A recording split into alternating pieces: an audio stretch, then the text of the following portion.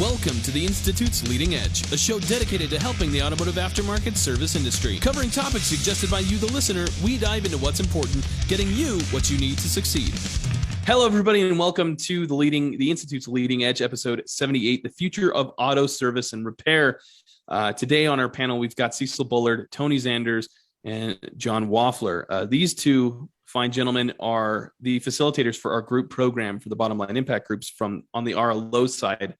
And they work with dozens of shops every month. So we brought them on to kind of talk about this topic.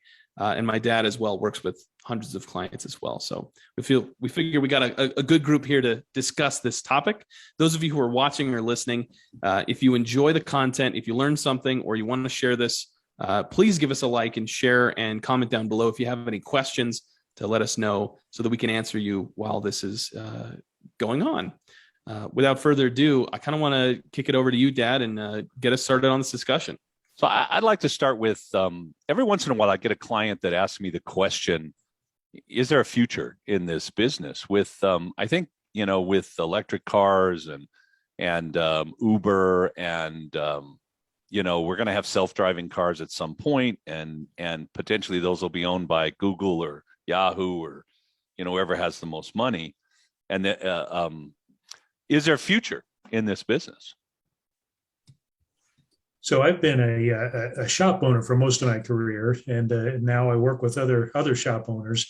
And I think that it's important to realize that the technology and the way that we interact with vehicles is going to change. There's no question about it. There are changes afoot. There are required technology advances that manufacturers have to make in order to meet regulations, federal regulations. So there will be a change. What does that change mean to the market? What does that change mean to a shop owner? That's an entirely different question. And I think there is a future as long as we're able to or willing to adapt to the necessary, transition to the necessary technology changes, be responsive to what's different in the market. If we're relying on rebuilding carburetors, that ship has sailed. Right? There aren't carburetors anymore unless you're working on classic cars or lawnmowers. If we're relying on internal combustion engines only, there's a potential threat to your market at some point in the future. Is it going to be tomorrow? Is it going to be next year? No, it's not, but it will come. It's kind of interesting. I think Biden just announced they're moving the deadline back to get rid of gas vehicles, internal combustion oil, carbon, and to 2030, which puts it, 8.5 years in the future, as opposed to, I think it was 2034 or 2035 before. John, what's your take on all of that? Is there a future here? 10 years from now, are we still going to have shops and be able to make a living? That's the key, is define future. The short term, my term, your term, probably not going to see much impact. Kent, if he sticks around long enough, he'll probably see some impact happening down the road. I always think about, you can speculate all you want about future and what electrification is going to do, what the autonomous vehicles are going to do.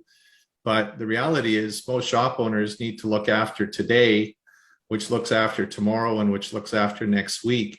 And to try to get too far ahead of the curve, I remember, I think it was how to win friends and influence people, or stop worrying and start living, where if you try to see all of the stop signs along the whole journey, you end up not starting on the journey, or just giving up before you get started. So I prefer to think, let's look at what we can do today. Let's deal with the changes that are coming as they come up, and they are going to come up slowly. Everything does. Tony, you started working on carburetors, but gee, that might have been 30 years ago, 40 years ago. 36 years ago. A lot's happened in that time. And yeah, there's still carburetors around.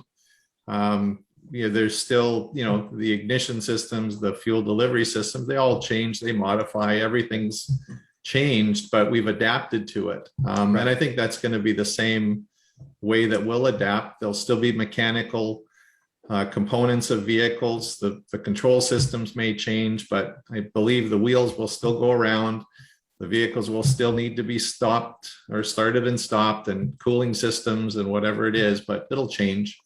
But I think some people get too excited about that and start trying to plan for that, when the reality is, look after today and tomorrow will look after itself as we get there.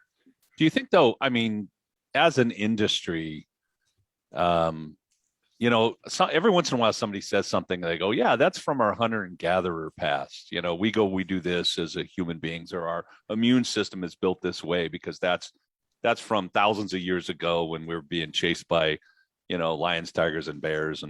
And do you think that in the automotive industry, because we are troubleshooters, we look for trouble in the cars, and we've been trained that way for 36 years, 40 years, that we have a tendency as owners to look for, where's the trouble? I know trouble's around the corner. I know the axe is going to fall.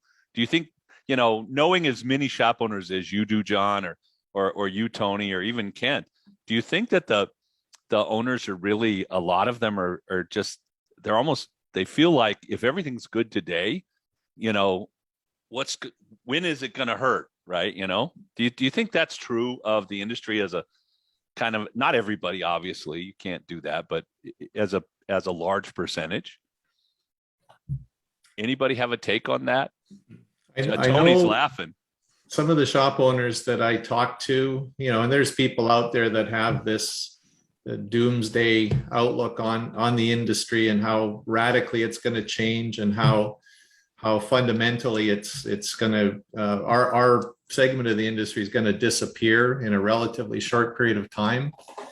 And there's people that buy into those theories and get excited about them, but how do you react today? What do you prepare for? How can you prepare for that until it actually happens? I think as you see it happening in your market, in your little segment of the world, you're certainly going to have to adapt and adjust to it.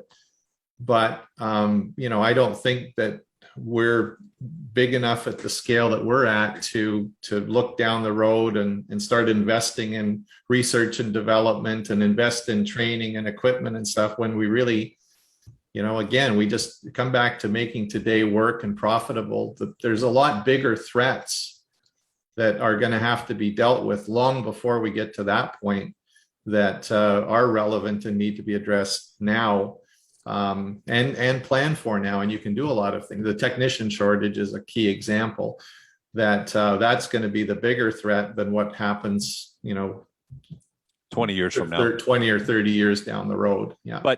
But so I remember in the 90s, late 90s, they were saying that by, 2010 or something, that we were going to have 8% of the market would be electric vehicles.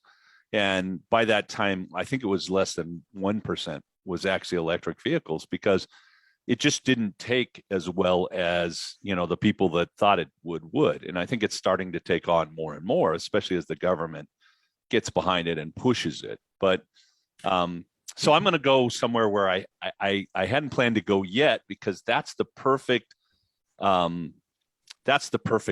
There are things that are happening today that are issues for the industry that I need to be concerned about, and that I need to be preparing for, training for, learning, and adjusting. And I'm going to look at my list. We have a chip shortage currently. So new cars, as of today, there's not many new cars on the lot, and most manufacturers are struggling to get new cars on the lot. The price of used cars has gone up 40% as of yesterday, from at least one news article that I happened to pick up. Thank goodness I bought my car last week. we have supply chain issues, so there is some shortage of components, tools, equipment, etc. We have COVID going on, and we have some kind of a resurgence in that with the Delta variant. We have rising inflation. We have a technician shortage, which John, you mentioned. I believe that the industry currently is undervaluing itself. We have Google and Facebook AI, which is coming on, and they're controlling at least some information, and it's also creating some opportunities in our marketing. And then there's probably 6 or 7 other things that are actually happening today that can affect my business. So what do I need to do today? Like, what's the most important concept that you might teach today that will help me today? Now, I'm going to start with Tony. Kent, I'm going to come to you, so have an answer. Be ready. Tony, yeah. So I think all of those ingredients, they remind me of the, painful growth we had to experience as a business owner back in the, referred to the Great Recession, 07, 08, 09, that whole season of growth and decline. And one of the key things that we learned as a business owner at that time was we had to actually run the business and make it profitable, manage our expenses, and respond to today, not respond to or conduct business like we did yesterday, because any given day things may change. And we had to learn how to be very diligent about our budgets, diligent about our profit margins, diligent about making sure we are financially stable and have reserves, so that, and this is the key thing, I think, so that when things impact us, when we're impacted by I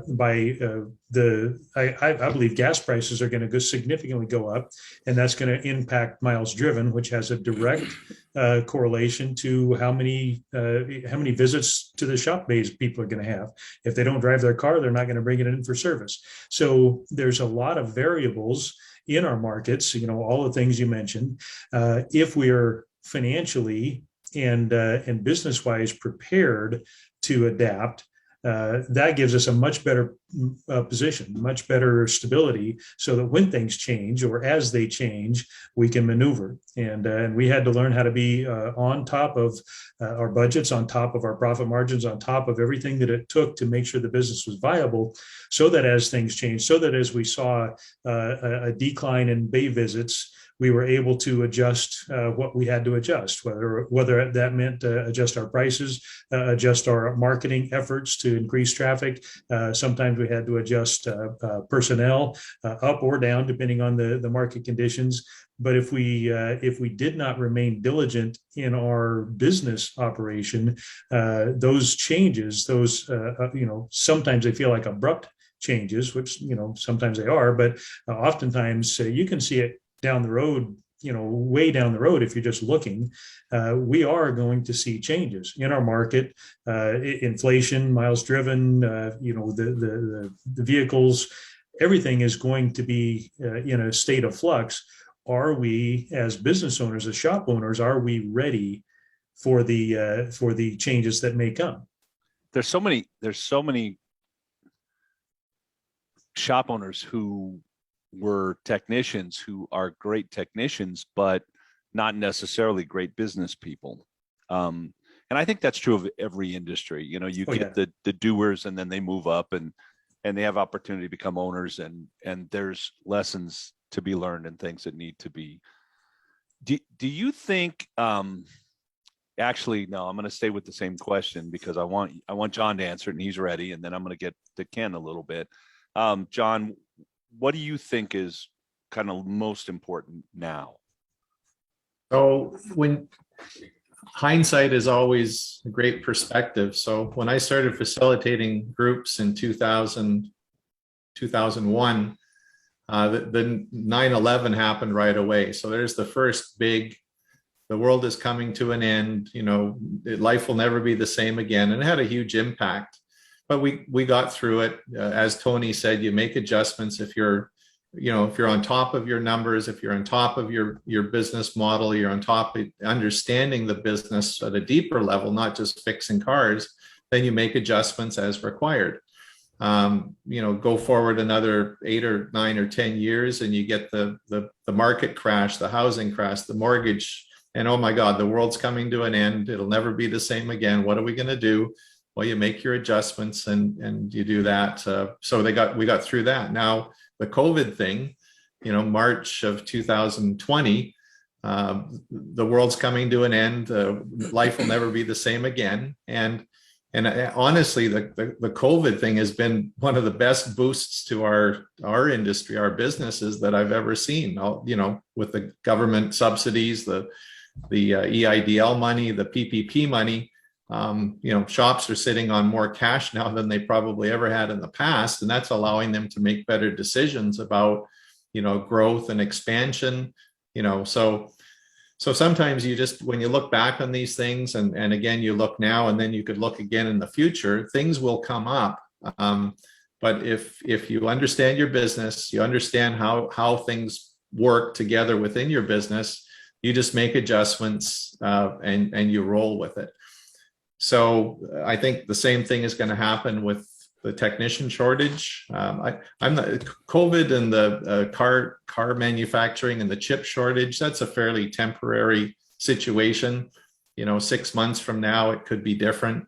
Price of used cars has gone up. People are hanging on to their used cars because of that, which is, again, a benefit for us. These last few months, I've seen more record sales months of all time than I've seen at any time in the last 20 years. So this is a great time to be in the automotive business. And I don't think, other than the, you know, dealing with the immediate challenges that you have to deal with, that the future will roll out as it always does, and we'll get through it. So Kent, you were going to say something, I think. Yeah, you're up, buddy. I was going to say you likely have 3 or 4 types of people. You've got, on one end, you got the doomsdayers, right? The world's going to end. They're the ones who initially, when this all happened, they pulled out of our programs. They stopped training. They stopped their marketing, and guess what? Those shops aren't around anymore at this point, or they're still barely holding on. Next, you have the guys who they're more apathetic. They're the you know, if I don't know, I don't know, right? They're blissfully ignorant. They're just going to keep doing it the way they've been doing it. And then you've got the people who are more vigilant and forward thinking. I always like to think about, and Dad, you would say that I overthink things, but I'd rather be prepared for the worst and hope for the best, right? If I'm a shop owner right now, it seems volatile, but there's so much opportunity for shops right now. I mean, again, John, you were saying we've seen record months on a scale that I've never seen. And Dad, I don't know, you've got a much more extensive career than I've had, right? And it's still crazy, the opportunity that's available. A lot of the shops who weren't doing things right are either gone, or they're again barely holding on. And the opportunity for us as good shops to come in and service people is huge. Another thing is, if I'm going to prepare for whatever's going to come, I need a support system in place. And if I don't have that support system, then I can't be forward thinking, right? I'm just going to keep my head down in the trenches and keep working on what I'm working on. And what I mean by support system is Tony, you referenced it. I got to have money in the bank. I've got to have the training available to me. I've got to be making sure I'm providing benefits and have systems and processes to run a good business, so that when technicians do come in, they can be successful, and I can provide an environment that facilitates success for my employees, so I can attract those good technicians, you know. And then it comes to, in order to provide those, we have to really understand the value that we provide our customers. There's a scarcity right now, again, with the chip shortage, with the fact that people aren't buying new vehicles. They're not even new vehicles to buy. They've got to get their vehicles fixed. And now there's so many less shops that can actually fix their vehicles. And we weren't charging what we were worth before any of this. So now, in order to keep the good technicians, in order to service properly, to be able to pay for the parts to get things in, I need to charge what I'm worth and really understand the value of what I'm providing. I had a conversation, great comments, Ken, by the way. I had a conversation yesterday with one of the more forward-thinking shop owners, and they're offering techs $60 an hour. They've got tools already. You know, you're not going to be buying your own tools, air conditioned, heated business, beautiful tile floors, just a really great environment to be successful in. And then I was actually talking to someone else, and I won't, again, no names, and they're actually a pretty forward-thinking person, but they're talking about we're going to hire another tech, and we're going to make an offer of $22 an hour. And I say we're going to be in a position soon, if we're not already, where we literally have to pay these guys, $150,000 a year, the good ones, to be techs in our business. And how are we going to do that if, number one, we don't understand our business financially? Where does our profit come from, and how do we maximize that? And or we're not creating the environment where our people can be successful and help us be successful. How are we going to do that? So, John, what do I need? Because there's a tech shortage, and when a good tech becomes available, I'm not the only one looking for them. So, what am I going to need to really be able to hire that guy? And then how do I make that happen in my business? Well, we've been discussing that aggressively for the last few years, even before this happened. And I've been an advocate and a promoter of an ongoing recruiting program. Tony, you've heard me talk about ongoing recruiting forever. So not waiting until you need somebody to start looking, but planting seeds, building relationships with technicians in the market. The good ones are always working. The good ones are never out of work. But they will move for a better opportunity. So you need to, one of your discussion points is kind of brand awareness and image. You need to create the brand, the image in the market of being a great place to work. Typically we talk about marketing for customers. Well, you need to be marketing for future employees. I was talking to Joe Hansen this morning, and he said he's got a great he doesn't call his entry-level technicians general service techs. He calls them technician apprentices. And again, just a little bit of a shift in how we view that position.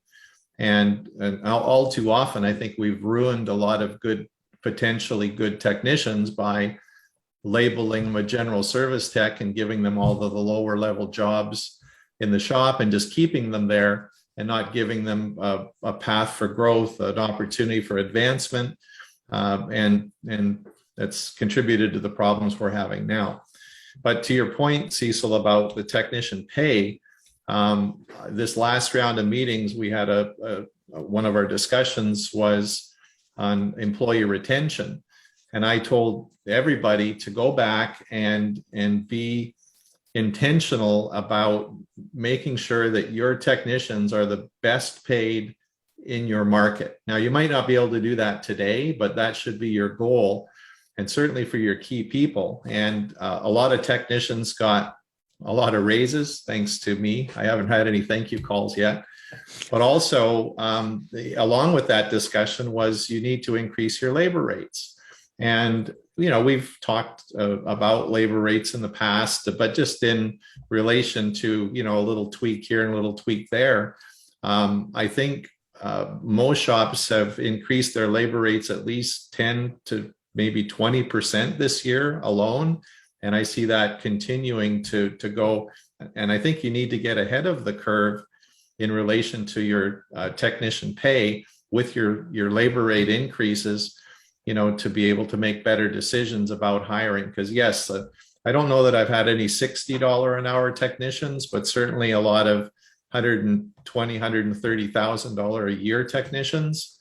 And however you get to that point, but the cost of labor is going up. Now, not all markets are the same. In some markets, labor rates and technician pay are relative to the market and cost of living in that market. But yeah, when I hear somebody talking about I'm hiring a new guy or I'm going to offer him $22 an hour, I get the same feeling that you did. you kind of wonder if it's somebody that's even qualified, or maybe that is a starting position wage, but even that I don't think is enough for someone. I can't raise a family on that. I would have a hard enough time living on my own on that. Sorry, John. Yeah, no, and that's so you drive around any urban area and you see signs, help wanted, $15 an hour, 20. And these are entry level food service industry jobs. So how is it that we're supposed to attract some skilled talent into our industry by offering, $15, $20 an hour? Anybody can go get that anywhere. Entry level food jobs. And the other thing, I think, so there's 2 points I kind of want to make here. One, the inflation has hit at least the United States, and I think Canada, I could say you guys are right behind us if you're not right with there. Us. Yeah. Okay, so I'm worried about what I charge and how I make a profit, because the profit I made yesterday is worth less money today. But I'm also worried about my employees, because if I'm paying them X and X was all right, 6 months ago, X is not okay today, because X is X minus, right now minus about 12% in the United States. And that's a huge difference when gas has gone up 40% and, housing's gone up 40%. And the cost of, I think they said chicken groceries this morning was like, chicken was like 60% or something. Yeah. I mean, I've been talking about this with my groups for at least this whole year. And that is, we have to increase our labor rates so that we can pay our people more, not necessarily so that I can make more money in my shop, but so that I can make sure that my people are the best paid people. And it is relative. Maybe maybe I'm in Mississippi or, some of the southern states where the labor rates are a little bit lower, or maybe I'm in California where the labor rates are very, very high. But whatever my high was yesterday, it's got to be higher tomorrow because of this. And I need to take some chunk of that and go to my employees and go, here, I don't want them looking around. In my conversation yesterday with this particular shop owner, they had hired a technician who was a dealer tech, one of the top dealer techs. He went back to the dealership, and the dealer locked him in a room and said, "You're not leaving here," and basically said, "We're going to put you on a base pay of $110,000 base. We're going to not. You can pick. You can work from 8 to 5 or 7 to 3. Take your pick, and we're going to cut out all weekends. You're not going to work on the weekends anymore." The dealers are starving to death for techs, maybe even more so than the independents. And they're becoming serious competition for us, for those good guys. We really, and I know it's not all about pay. So when you talk about brand and, making the idea that we're a great place to work and it's a great environment, a great family, and the owner cares about us, and there's a future here, I'm not just going to come in here and they're not going to make me a GS tech and I'm going to do oil changes for the rest of my life. All of those things become important. I want to, I'll get to the other idea in a second. Tony, your take on all of that. Well, I think this whole conversation about inflation is probably one of the key factors that we have to look at as business owners. I had one of my group members was actually still operating at as recently as this May, still operating at a labor rate under $100 an hour. And we had a long and fruitful conversation as a group about the concept of inflation. My son and I were driving somewhere the other morning. We stopped at a gas station and got a burrito first thing in the morning. And the 99-cent gas station burrito, I walked out of there for $9.50 for 2 burritos, right? That's inflation. That's significant inflation. And that's something that you have to come to grips with. That impacts everything. When you have to pay $9.50 for a couple of burritos, 2 burritos, no coffee, no milk, nothing, just 2 burritos. And that means that everything on the backside of building that burrito costs them more. everything going outside that store has to cost more as well. So as a shop owner, you can't just expect that you can pay your technicians, $15 to $25 an hour and charge $100 to $115 an hour and be fine, because the market has already left. We have got to respond to what's really happening in the market.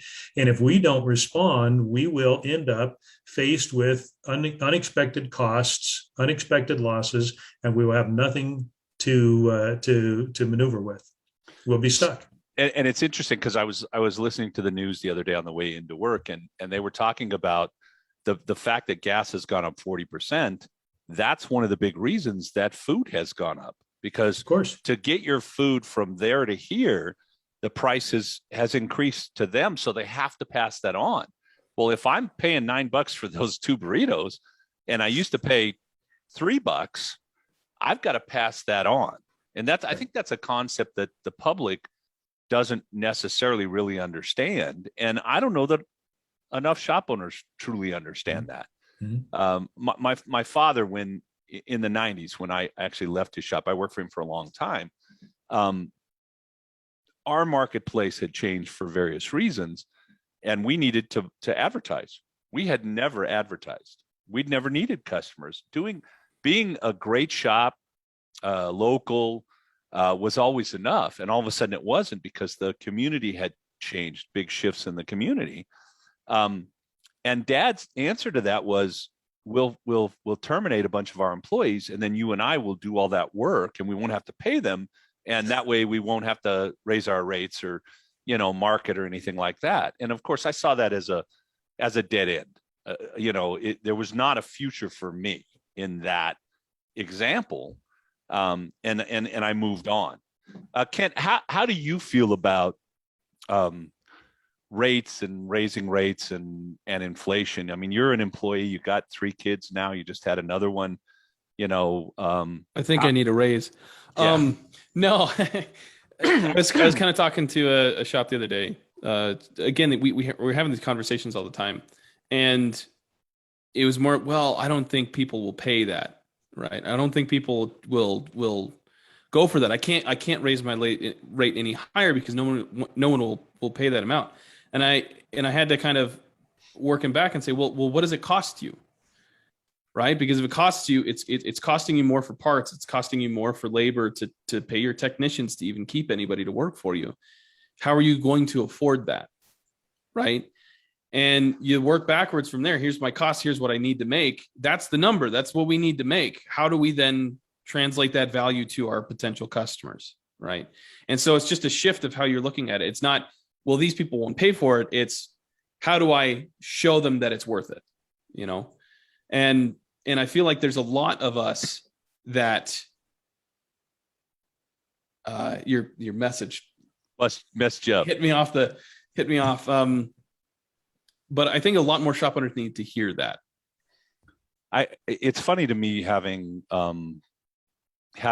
worked with shop owners for the John, you and I, we're about in the same place as far as time. Tony, you're a bit of a youngster for the two of us, but you're getting close. I have told, I don't know, maybe 50,000 to 100,000 shop owners to raise their rates. Now, not everybody did, and not everybody has, but the ones that did, by and large, when you go back to them 2 months later and you say, okay, how many people really complain that wouldn't have complained otherwise? And how many people quit you? How many people said, you know what, your price is just too high for me, and they left? And the answer is almost always resoundingly 0.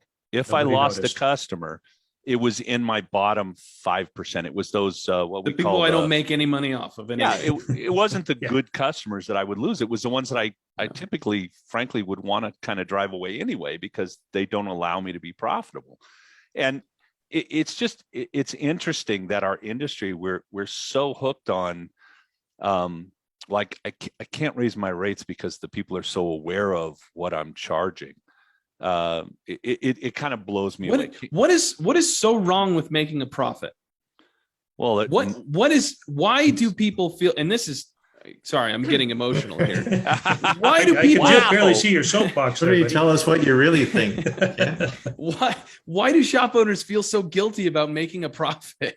I don't They think don't want to charge anything. I don't think many of them believe that they deserve it because they're just technicians. They're just mechanics. They just don't understand that I didn't get my education going to a 4-year college and I don't have a master's degree, but I have a master's degree in how to fix a car and how to run a shop and how to do that.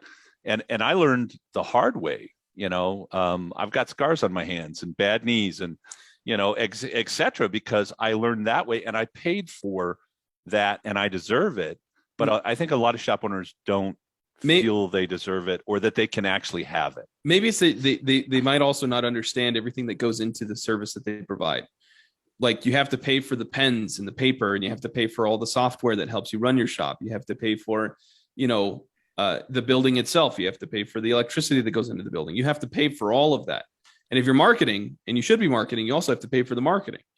And I think coming from a perspective of most of these owners were technicians, all they had to focus on was fixing cars. They didn't realize or ever got exposure to the understanding that there's so much more that goes into it. And it's not the shop that has to pay for all of that. It should be the customers, because that's what the customers are paying for. Customer pays for everything. They have to pay for everything. Like it or not, or you go broke. So hang on, we need a commercial. It's a little past that time. That's the message I was sending. So Kent, lead us into a commercial. If you're worried about surviving the future and you want to be prepared, not only with money in the bank so that when hard times come, you're prepared for it, but having an entire support system at your back. And that's kind of what, a lot of the successful shops a lot of shops we work with have a support system in place where they're working with a coach. They're in a performance group where they're reviewing financials, and not just financials, but marketing strategies. They're getting education from experts in their fields. I mean, we just had the Mars conference not too long ago where we brought in 7 experts in their respective marketing fields to talk about things like Geo Fencing, Google's AI, all the different trends that are happening with marketing now. And not just that, if you guys want any of that, that's literally what we do. And you can find out more information at wearetheinstitute.com or rlotraining.com. Or you can hit up any one of us and we can do a discovery session with you to figure out where you're at and where we can take you. And how we can help you. Thank you, Kent, for that. And we will be posting the links and stuff down in the bottom as this plays. All right. So interestingly enough, Kent mentioned the marketing conference that we did. A lot of the people that were there and a lot of the conversations I've been having in my groups lately are, how do I market for technicians? And I'm saying what you do for customers today, if you're on the ball, if you understand AI, SEO, programmatic stuff, geofencing, tagging, you do the same thing. Some of the new stuff that's out there just blew me away, because I can geofence to within 16 feet. So if I want to go after the local dealerships, technicians, and drop messages, I don't have to do it while they're at work. Even I can geofence, pings them and follows them around with advertising, their service department, and then I can follow them and send a message to their streaming device, whatever they're on, whether they're on their Facebook or they're on their watching Netflix. I can send a message through that and get to them, not even while they're at work. So there's just a lot of cool stuff. A benefit of that is you can pull your existing good technicians. Where do you guys eat? Where do you guys shop? What do you guys like to do on the weekends? What are your hobbies, right? People that fit my culture already. And then you can go and target dealerships with that knowledge, and maybe even target the venues that your techs often go to as well. Things like maybe it's outdoor adventure stuff, and you can identify, I want techs that are between this age and this age. It's amazing, right? how intricate so that I can build techs that will be with me for a long period of time. I want to shift. Right. So I just wanted that to be just like a little, okay, guys, the fact is, if I'm not involved in ongoing education in some way, Either I'm a group member, or I'm going to regular classes, or I'm watching, CARM routinely, or all of it. I'm not having the conversations about the AI and what's happening, and I'm left behind. John, in the groups, what kind of things? Why do you think the groups are? I don't want this to be a group commercial, but why do you think the groups are valuable to the members in the group? So you were talking about the fear of raising prices, fear of what the customers are going to do, fear about making a bad decision, fear. I think in the group, it gives you courage to make a better decision than you would if you were on your own, because you're surrounded by a bunch of people that are potentially doing what you've already done. And, in the group, there's always the leaders, the trendsetters, the ones that'll try the new marketing ideas first, the ones that'll raise their prices without giving it a second thought. And then you've got the middle range people that'll wait and see what they do. And then you've got the laggards that still need more convincing. But within that dynamic, you always have somebody to look forward, to look at and say, well, he's doing it, and he's really not any different than I am or my situation. So, it gives you courage to try it. So I think that's one of the bigger things. In fact, the bottom line impact groups, Tony, you remember what the motto is? I'll put you on the spot. Oh, goodness sakes. Now you're putting me on the spot. I'll help you out. One of the words is courage, right? Oh, yeah. Oh, goodness sakes. Boy. The other one is adaptability. Yep. Adaptability, and courage, the third one is teamwork, right? So courage, adaptability, teamwork. And it's been the tagline, the motto of the bottom line impact groups since I took over from Bob O'Connor back in 2000. And that's exactly what you get. You can get knowledge anywhere. You can listen to CARM. You can go on any podcast. You can be in a management forum. But unless you know, and here's the key, somebody and you trust somebody, because that's the element that, you can sit in on a forum but you don't know that this guy's giving you the straight goods, or he may be self-serving or maybe a blowhard and tell you what he's doing, but he's really not. But when you're in a room full of other shop owners that you trust and exactly their victories and their challenges and their numbers, and you can see exactly what's going on, that gives you the courage to be able to take the next step, to adapt to a situation, and move yourself forward. It kind of eliminates the risk. Biggest thing, right? It eliminates risk for you. I think it mitigates it in a sense that I know they did it. They've been successful. I think I can do it also.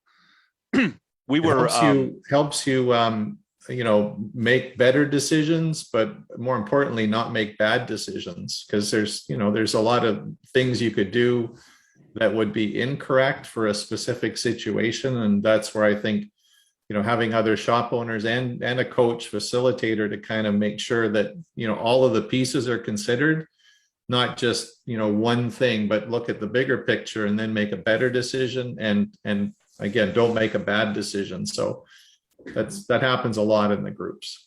We were in a group meeting yesterday, going over financials, which with the smart groups that we do that online every month. And we had really a great turnout. Almost 90% or so of the group members were in the meeting.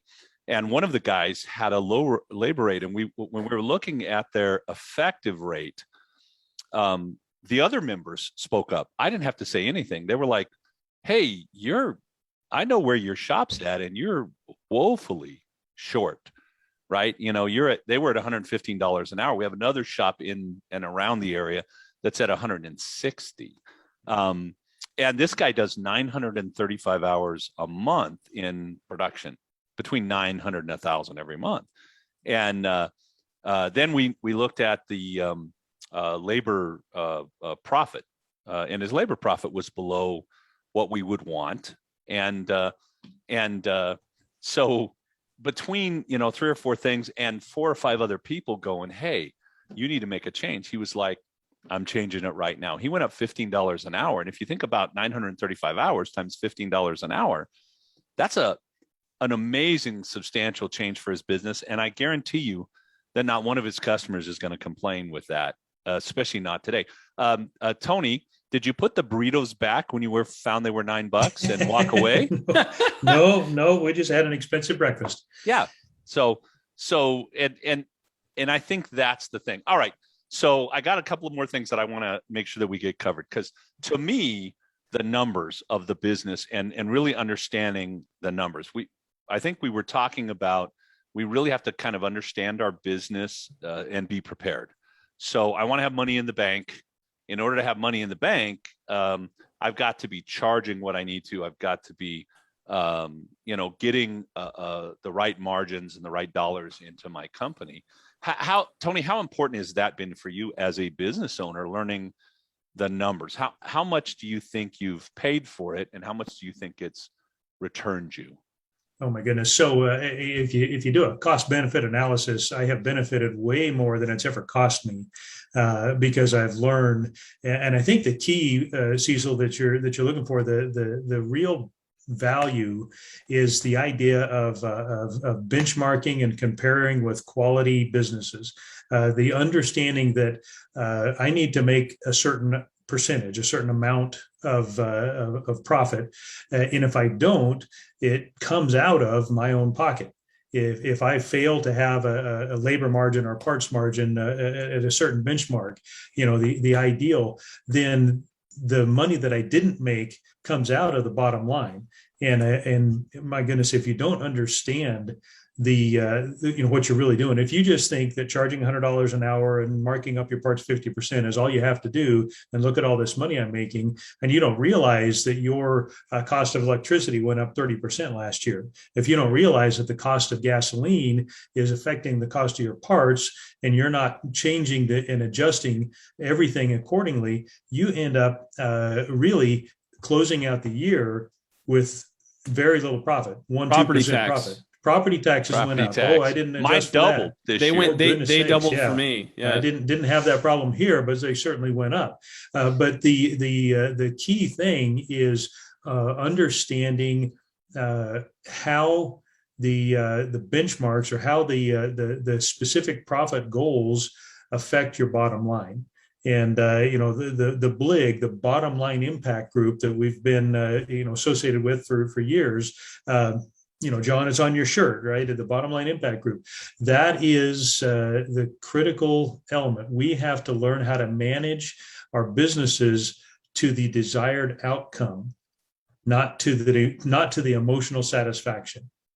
Well, and unfortunately, emotional satisfaction often leads to not enough money in the bank and stress. Exactly. Because, which isn't the desired outcome.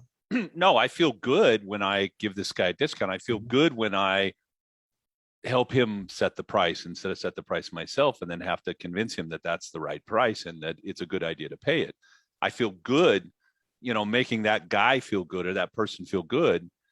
But at the end of the week, I'm struggling because I made some money 2 months ago, but this month I didn't make any money, and now I don't have money in the bank to pay the bills. It's amazing to me how much stress is created. I think go ahead. The key thing I think I learned years ago, decades ago, as a shop owner, I was operating a small, little teeny 2-bay shop behind my house. This is the humble beginnings, right? And I had set a labor rate based on what I had seen a previous boss set it at. And I raised my labor rate, I think $3. $3 an hour. I raised it because I saw the profit margins weren't where they were supposed to be. And I was trying to adhere to, and we're talking, this was way less than $100 back then. And so I raised my labor rate. One of my customers questioned me, oh my gosh, how can you charge so much money? And I looked him in the eye and I said, do you want me to be in business next year? He was very fond of our service. He loved our business. He said, well, of course I want you to be in business next year. Then I said, if I don't raise my rates, I won't be in business next year and I can't serve you. And he was dumbfounded by the logic behind it, but he couldn't argue it because that's the reality. If I don't maintain the profits, if I don't maintain a necessary, healthy financial stability, I will not be able to serve those people that I love so much. And so it's my responsibility as a business owner to make sure that it's a successful business. John, Yes. is the business today different than the business 10 years ago? When I started, I wrote service, worked on the cars, paid the bills, verified that the bill from Napa and Worldpac and made sure that it was right so I could write the checks. All of that stuff. Is our business today a different? In other words, if the business is different, do I have to play a different role as an owner in my company? Well, you know as well as I do, when most shop owners come into the training or the groups or the coaching or whatever, that's their biggest problem is they don't understand that as an owner, your job is to put people into those positions so you don't have to be in those positions. And that's a really hard thing for owners to get their head around, because they started like Tony. They were the mechanic, they were the service advisor, they were the cleanup person. They did everything. And if you read the E-Myth, Michael Gerber's The E-Myth, that's exactly how probably 90% of the people in our industry got started. And if you continue to try to do that, you're going to not be able to grow. You're not going to be able to sell your services for what they're worth. Because Tony, did you ever pay for retail auto repair in your life? Did you know what it costs other people? I've been out of town and had to pay the price, and I was aware of it somewhat. Right. So I don't think that it's changed in the last 10 years or even the last 20 years. But what we do is we get the owners to change their perspective, their perception of what it takes to be successful. And you're going to get owners that it's the 6 inches between your ears. Well, for some of you, it's more or less than 6 inches. Yeah, I got a fat head. That's the limiting factor. When you fix that, everything else falls into place. Our job, my job, the company's job is to help change that perception. And again, the group process and the training certainly helps do that. Tony, the burrito you paid $9 for, that's a great story. I'll bet you when you were struggling back then, if you would have put those burritos back, because you didn't have the financial resources that you do now back then. Sure. And I talked to one of my clients yesterday, and he's very price sensitive, probably one of the most price sensitive owners I've dealt with. Been working with him for a couple of years, or 3 years now, I guess. And he's every time he raises his prices, parts margins or labor, he gets busier, and he keeps getting busier. And I said, what's with the fear of raising your prices, Nick? Well, I just don't want to, I don't want to raise the prices busy and scare all my customers away. I don't want to get too busy, is what you're saying. Yeah, well. And I said, okay, so Nick, as he's become more successful, he was not financially healthy when I started working with him. Now he's putting lots of money to the bottom line. And I said, so has your perception changed about things you buy now that you've got more money? And he goes, absolutely. He says, I'm more concerned now about, hiring quality. People. He's expanding his shop. So he wants to hire people that show up and do a good job and they get it done right. And pricing is not the primary concern. I said, that's exactly how you need to look at your business. And one of the more important things is understanding who your target customer is, and that you're not trying to please the guy that's going to question every penny on the invoice. You're looking for clients that have the resources and value the level of service you provide. So the value added, the value of your service advisors, the value of your shop and its ability to fix their nice newer cars. And those other customers will go to another part of the market. So marketing is about identifying your target customer and providing the service and with the pricing that they will pay and appreciate. We literally last night, I was talking with some friends, and my wife was there, and we were talking about, what I do, because been a minute. And we talked about pricing and how it's been hard to shift owners in this way.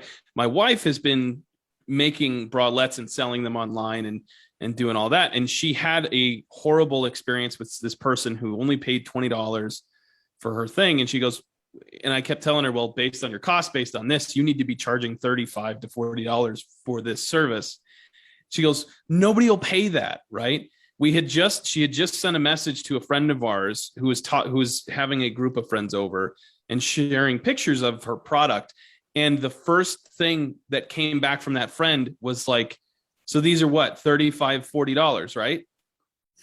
And she had just said, nobody will pay that amount, Kent. And it was literally that, like a split, like instant example of, look, just because this person won't pay that doesn't mean someone else, they will. Someone else will. So we're starting a new program that you will actually see on YouTube, on our YouTube channel, that's called Quick Start Program.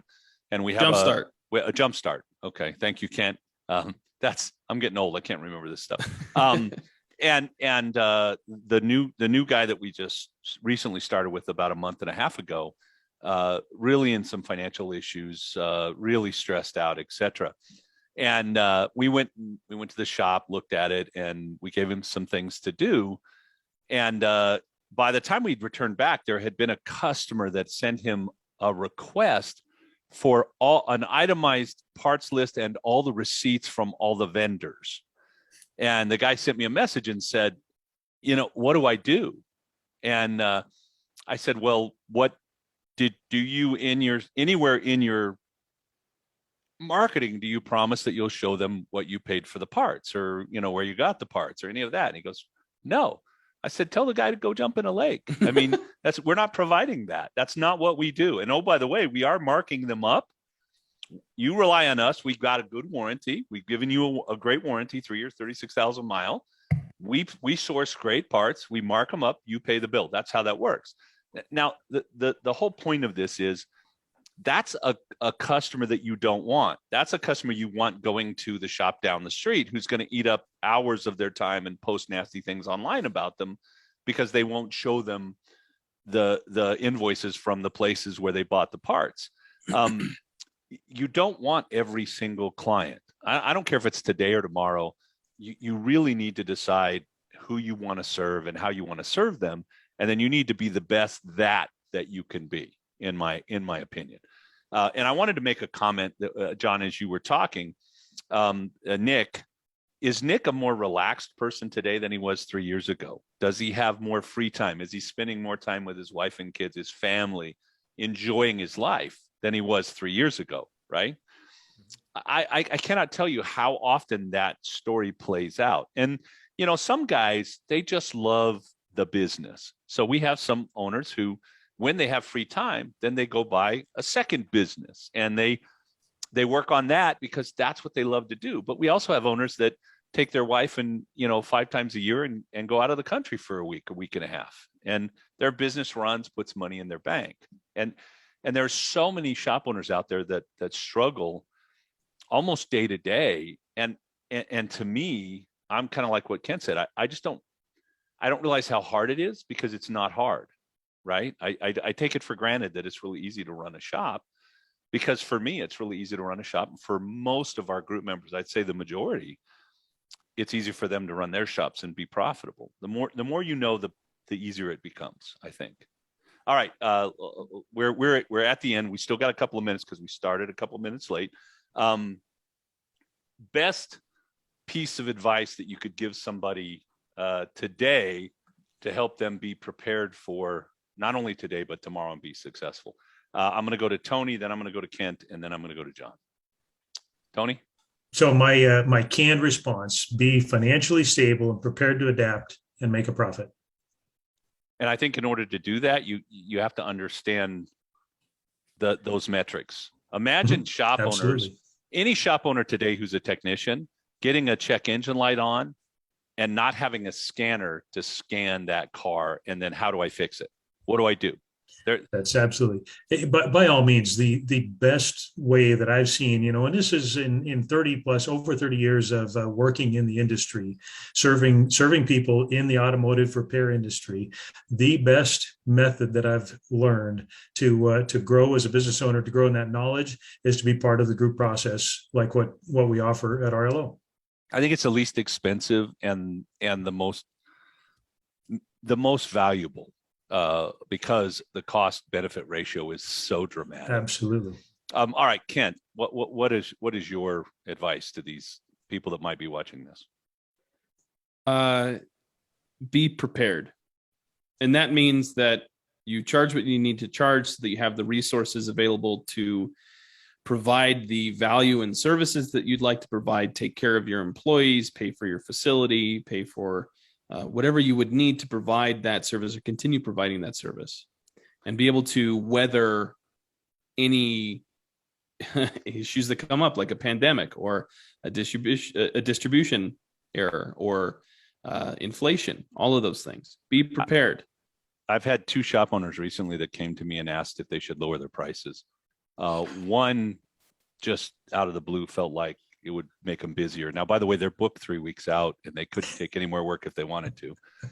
The second one, he looked at a brake job that was now, I don't know, $495 for front brakes. And he thought, wow, that's expensive. So he called, Billy Bob's Auto Repair down the street. And the guy said it's $350 at our shop.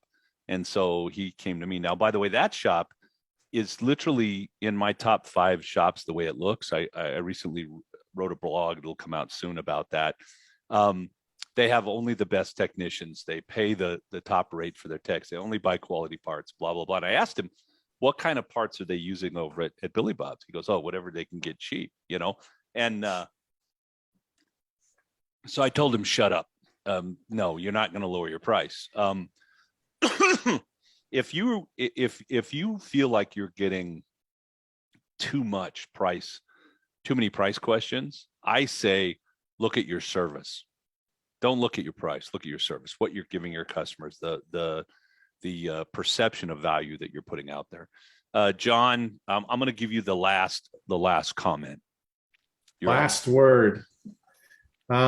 So obviously going third, I have a few less choices, but my advice would be to, as a shop owner, to develop yourself as a leader, develop your leadership skills. Communication is a big part of that. And you'd asked Cecil, is it different running a business now than it was 10 years ago? I think you have to be a better owner, a better leader for your team, and develop leaders around you. The more successful shop owners, the ones that are growing now, develop leaders around them, a leadership team that they can delegate to and rely on. And you don't have to make all of the decisions. And that's how you gain some freedom. And then look after your people. Just you need to up your game when it comes to employee retention. And some of that is pay, but a lot of it is, more of it is culture and feeling, having your employees feel like they're part of something bigger than just a job. And I think if you develop yourself as a leader, develop leaders around you, and look after your people, this is going to be a great ride for the next, for the foreseeable future anyway. There's so many things that have come to a head right now that are really pluses in our plus. There's very few minuses in the column. Lots of pluses for the industry. This is a time of huge opportunity for the people that have developed the teams and who are leaders. I agree with you 100%. So if you are tired of having to manage an entire business by yourself, if you're tired of having to make all the decisions and carry all the risk that come with that and doing it all by yourself, why not check out one of our group programs or what we offer at the Institute in RLO? We literally have any training, resources, support, coaching, consulting group. We offer it all. That the whole point of our company is to provide you the resources so that you can be successful with your shop. And if you are at that point where you're saying, hey, I'm not making enough, I'm too stressed out, and I'm not sure if this is a good future for me, I think you should definitely have a conversation with us, because the automotive industry right now is probably I've been thinking about buying a shop. That's how good it is right now. So if you'd like to visit us at wearetheinstitute.com or rlotraining.com and reach out to myself, to Cecil, to Tony, or John, we'd love to have a conversation with you. And with that, we will see you guys next time in our next episode. Thank you all. Thank you.